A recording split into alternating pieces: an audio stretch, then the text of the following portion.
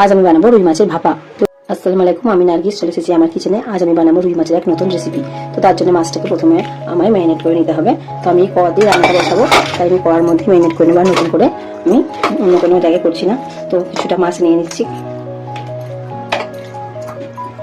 তো আমি ছ পিস মাছ আর 8 পিস 6 পিস মাছ আর 2 পিস পেটি নিয়ে নিয়েছি। আমি এটাকে এবার ম্যারিনেট করবো। প্রথমে দিয়ে দেবো আমি হলুদের গুঁড়ো, তারপরে দিয়ে দেবো লঙ্কার গুঁড়ো, দিয়ে দেবো আমি স্বাদ মতো নুন, দিয়ে দেবো অল্প সামান্য জিরে গুঁড়ো, ড্রাই রোস্ট করা কাঁচা জিরে গুঁড়ো, আর দিয়ে দেবো আমি এখানে পেঁয়াজের বাটা।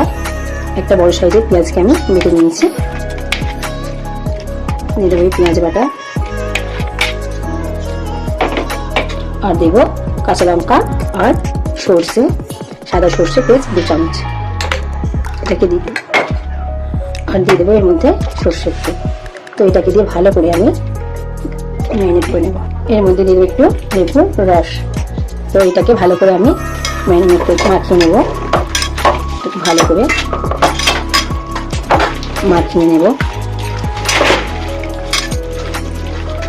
সুন্দর করে আমি মাখিয়ে রেখে দেবো 5 থেকে 10 মিনিট। 5 থেকে 10 মিনিট আমি ঢাকা দিয়ে রেখে দেবো।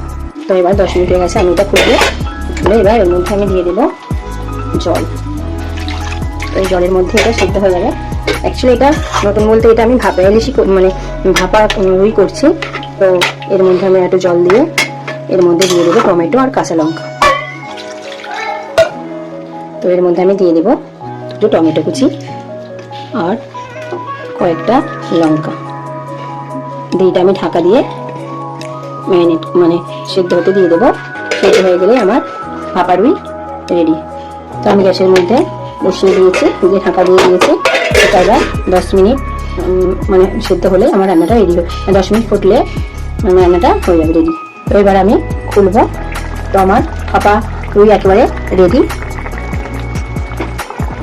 আমার ভাপা রুই একেবারে রেডি। রুই মাছ ভাপাটা যদি আপনাদের ভালো লেগে থাকে, আপনারা আমার চ্যানেল লাইক করবেন আর বেশি বেশি করে শেয়ার করবেন, আর কমেন্ট বক্সে জানাবেন কেমন হয়েছে। নতুন কোনো বন্ধু হলে আমার চ্যানেলটাকে সাবস্ক্রাইব করবেন। আজকের মতো এতটা, আবার নতুন কোনো রেসিপি নিয়ে আপনার সামনে হাজির হবো। খুদা হাফেজ।